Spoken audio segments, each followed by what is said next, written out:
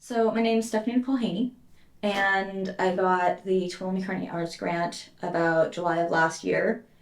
Um, and my initial proposal was to do three murals around the um, Tuolumne County area based on the causes of homelessness.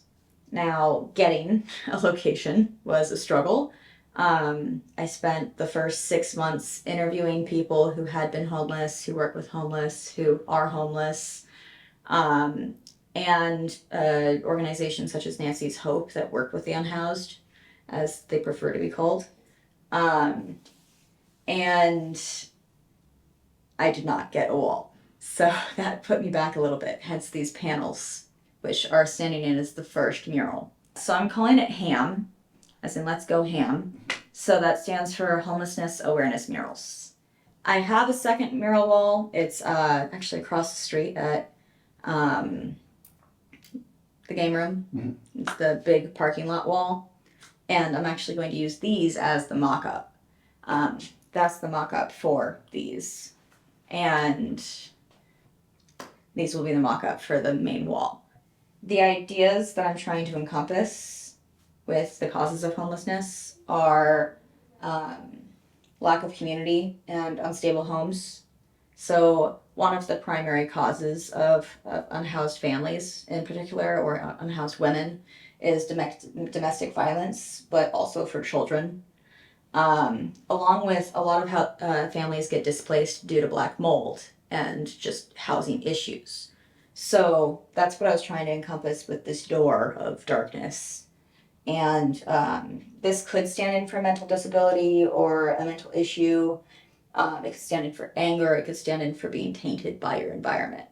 But in general, every human, because we are pack animals, really want connection. And that's what this child is dreaming about is being embraced in a warm area. And every human wants that. We all have an inner child, and that inner child is what comes out when we are faced with something that challenges us. And depending on how well our childhood was, or just our development in general, that inner child has different ways of coming out. And so as we go through the panels, I go to more causes. So housing availability, cost of living, job opportunities. It's a vice that we have to get sucked into, whether we go to career school, whether we just get our GEDs, whether we go to college, whatever we do to get a job, we always need a job. But especially in California, it is becoming ever more increasingly difficult to sustain a household with even a high paying job. In this county alone, a lot of the people who work here don't live here. And then we have a ton of vacant houses, but they're primarily owned by either people who don't live here, or they're owned by the city and they're not actually vacant houses, they're just vacant buildings that aren't suitable for housing. And then when it comes to housing individuals that have fallen on this situation, a lot of people have a naysay. They don't want it in their backyard. They don't want it too close to them because they have this stereotype about what people are like who have been unhoused. Unfortunately, that stereotype is more of a result than a cause. Imagine your retirement age, which is the primary demographic that is homeless in our community. And your family has either moved away or is dead. And Social Security doesn't pay your rent. Suddenly you're sleeping on the ground. You need more medical care, as Mark Dykin would say in one of his papers I recently read. You need more medical care at that age anyway. But you're out sleeping on the ground. I would probably try a really hard opiate too. Not some, like you're lonely, you're in pain, and you don't have anything. There's no reason for you not to go there. And then crawling out of that situation is difficult depending on where you started. We have the Enrichment Center at Behavioral Health, and a few other places in our community that are helping. You have Nancy's Hope, as I mentioned before, which is a food kitchen for families who are either struggling or who have become homeless. And that helps. But the churches can't take all that weight. And more funding to them is not going to fix that. More funding to the situation is not going to fix that. We need to re-strategize. And we need to spread awareness for the actual causes, because prevention is the best solution.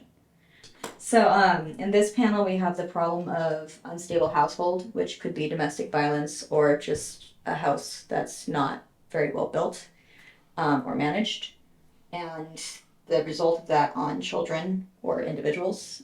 And the solution is having comfort. That comfort may or may not be the entire solution, because having a friend is not going to prevent your other family member from being mean, but it will help you survive it, which is, in essence, a really big thing. And then we move to this panel where you're being stuck in this vice, so you're walking this tightrope with all of these things being thrown at you that you need to juggle or avoid. So you get a house, you have an eviction notice, you need a car to get a job, you need money to get a car, you need a car to get a job. You lose a loved one, you don't have anywhere to stay. This is just this ball that you're rolling up a giant hill. You need a degree, but you need money to have a degree, and you need a car to get to the college. And even if it's online, you still need money to get the degree.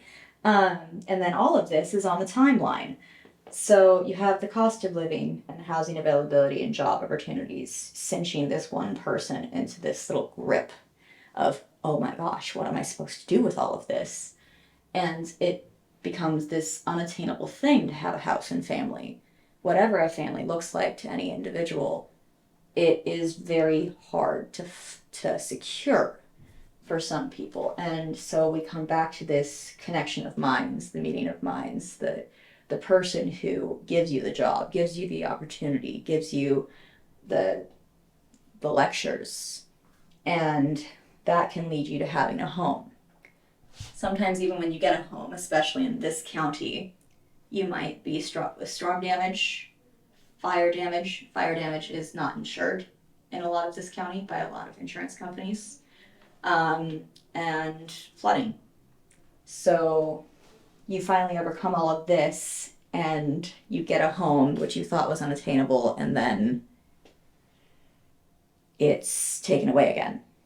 And so you go to this panel where you're basically just climbing this hill of crumbling rock in front of the fires. And there are some silver linings in that panel. There's the apple tree holding the hill together. There are the forests holding those hills together and helping with the water cycles so that everything's filtered, and so that our lovely fire force can actually dump water on those fires and fight those fires and manage those fires. And then you have the person helping this person climb the hill so that they can actually reach the other side of the hill, which comes out here. This community panel is about helping each other. I specifically chose apples because, first of all, they're recognizable, and second of all, they don't just represent food, they represent knowledge. Apples represent sharing community and knowledge, and teaching each other about these concepts, about these problems, about this subject is how we combat it.